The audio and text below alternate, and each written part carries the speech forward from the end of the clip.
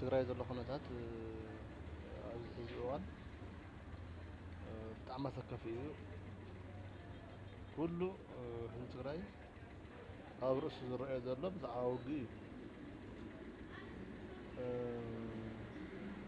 ብወነኑ ናብ ስልጣን ዝወፀ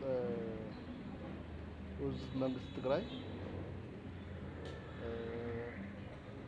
ሕብረተሰብ ናብ ዳግማይ ጦርነት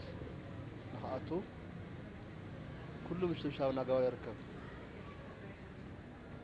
ሕድሕድ ትግራዋይ ባዕሉ ንባዕሉ ብዓይኒ ቁራኛ ክረአ እናገበረ እዩ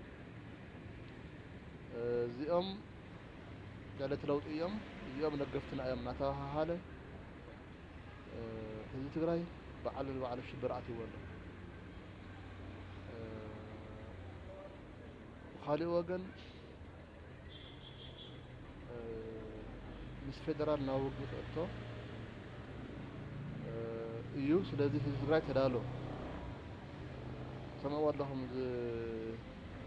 ቦዲፋይዶ መን ዝበሃል ቃል ኣቀባዮም ኩሉ ዓይንን ብርክን እዝንን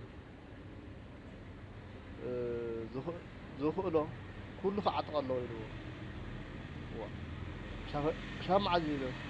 ክዕጠቕ ክሳብ መዓዝ እናሞተ ክነብር ክሳብ መዓዝ እናተዓጠቐ እናሞተ ክነብር ንሶም ንባዕሎም ደቀም ኣውሕስ ክቕመጡ